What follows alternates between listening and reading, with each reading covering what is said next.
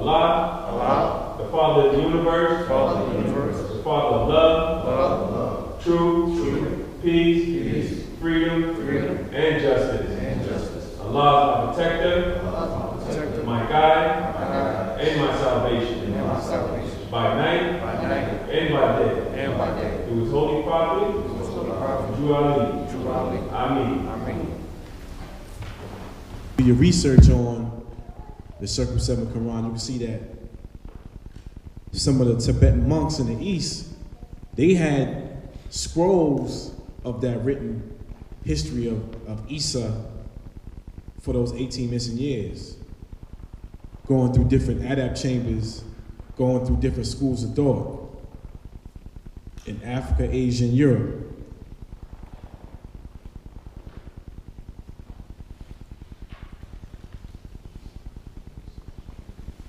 Now you read 43, question 43 to 51. I'm gonna have Deputy Sheikh read 43 to 51. 43. At what age did Jesus begin to teach? At the age of 12. 44.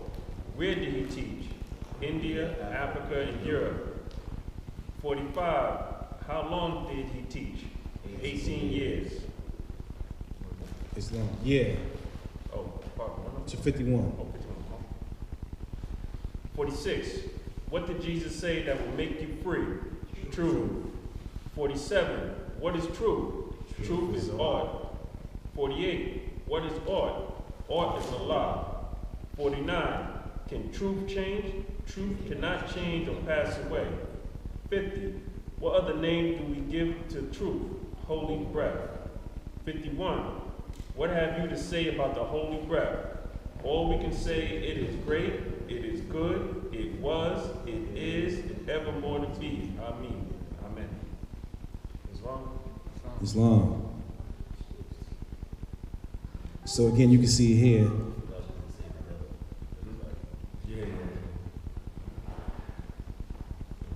Yeah, next time we're going to all say it together. But again, you can see that he began to teach at the age of 12. India, Africa, and Europe, 18 years. Truth was orders Allah. And they talk about the holy breath. So a lot of times when you get into the language and you get into the ancient Hebrew, using the holy breath to invoke that truth. That's why, you know, again, language is very, very important. Now these secrets are being what? Delivered to the hands of Muslims in America. So even when you see the term Muslim with the O versus the U, a U is a semicircle. So when you're dealing with adept knowledge, yeah, when you talk about language, there's no difference between the Muslim and the Muslim. That's a degree, but it's also a degree that in Moorish science, that the U is a semicircle, the cipher is not complete. But Muslims are born not made. So the O represents the full cipher being complete, 360 degrees, which equals what? The number 9, the birth. That's being formed, again, that's being formed while the fetus is in the mother's womb, from conception to birth. So the codified lesson with the O represents Muslims as Moors. Again, being born not made, versus someone of another ethnicity, you know, taking his shahada, so on and so forth. We don't take a shahada because, again, we're born Muslims. All right, this is our nature. Our nature is that of peace, of Islam.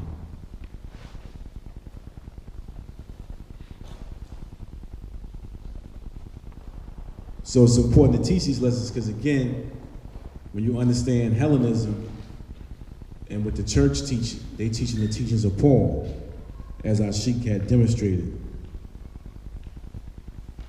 And at some point, this truth is going to have to manifest with our people, the masses. Some of our people, unfortunately, are still being under a spell and being brainwashed with the teachings of Paul, which contradict what Yeshua taught.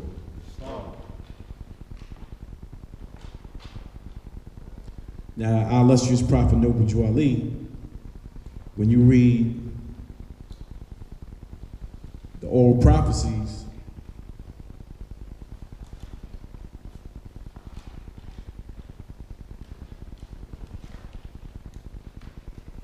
not only does he prophesize, but he also makes reference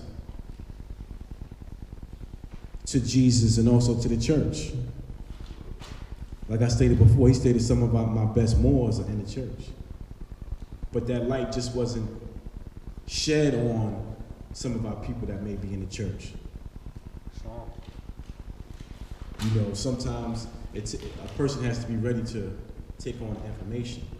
So we don't talk bad about the church or the people, but we understand the foundation of it was used to promote and push mental slavery.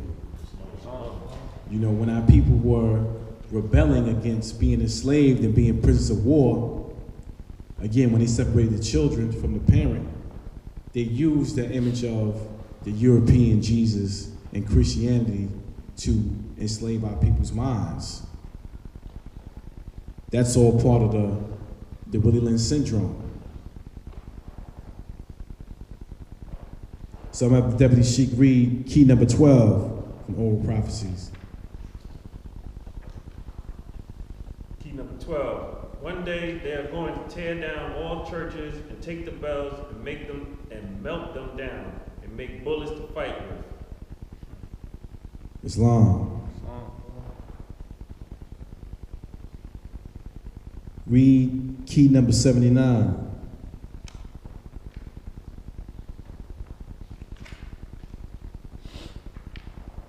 Key number 79. Children, your hair is not kinky, it is woolly like your brother Jesus. Islam. So here you have it. Unless you Prophet Noble Drew Ali saying your hair is woolly, non-ether like your brother Jesus. So if he's saying that's your brother, that means we family. We all are related. Key number 12, one day that they're going to tear down the churches and take the bells and melt them down to make bullets to fight with. That's a reality. Look what happened in Charleston, South Carolina with Dallin Roof. One of my friends I went to college with, his mother was killed in that situation. You know, when I went to school down south. You know, and the church allowed them to walk right in. They had no bullets. They had nothing to defend themselves with. And he maliciously killed those people. And he walked them out, took them to Burger King and everything, and then let him do his jail time. It was crazy.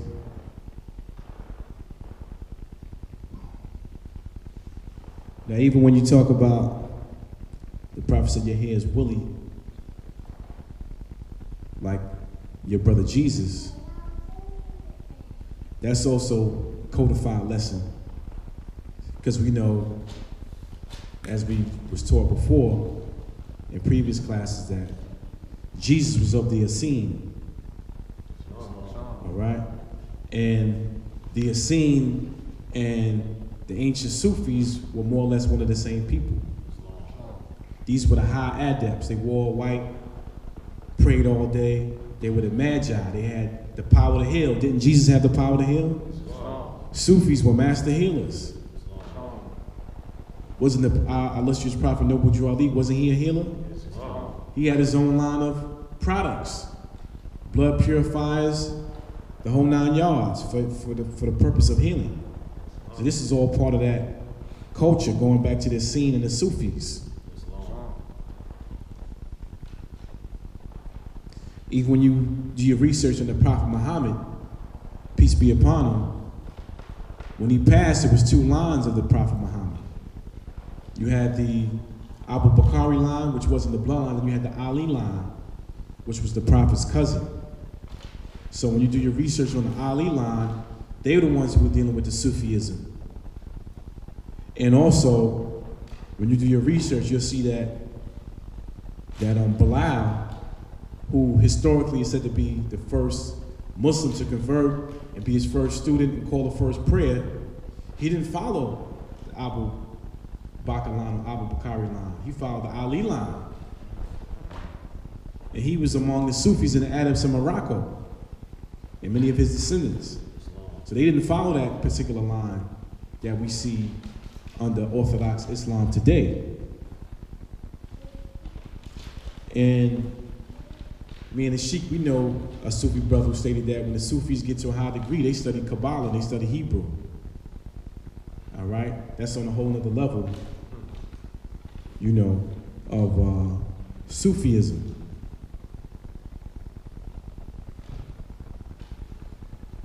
And again, we deal with that esoteric line and that line of Ali, because even when you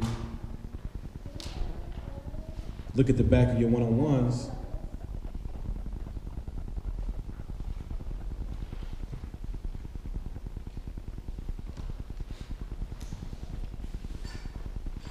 it states that the Moorish Temple of America deriving its power and authority from the great Quran of Muhammad with an O. To me, that's symbolism there.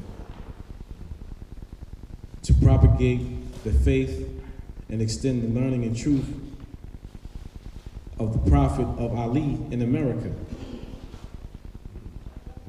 It says of Ali in America, and I just stated the Ali line from the Prophet Muhammad is the science that we deal with. That's the bloodline that we dealing with. And it states, and it's showing it right here, our authority here on the back of the one-on-ones. So we're not dealing with the Orthodox Islam that we see practiced by the Pale Arabs, and I showed you how, in the previous lecture, how the Pale Arabs corrupted the religion of Islam. We're dealing with peace that has no birth record. As the Sheikh taught before, you can't give a birth date of peace. It always existed. It has no beginning, has no end.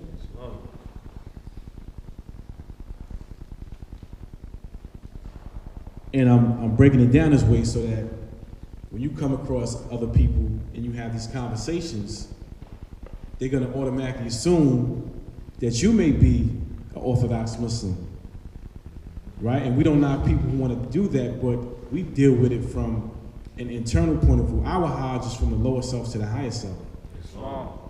Your Kaaba is your heart. So you don't necessarily have to go take a Hajj to Mecca. If you want to do that for whatever reasons, I'm not saying don't do it. But when we're dealing with moral signs, the Prophet says study yourself. So really, that's an internal process. You know, but it is science with the Kaaba because that's the hottest altar on the planet. It's a lot of properties that are emitted from that black stone. That's a science in itself. And we know that the Hebrews also dealt with the science of stones and minerals because they wore stones in their breastplate. So science of stone and minerals is a science that can, you know, activate and tap into the chakras of the human body.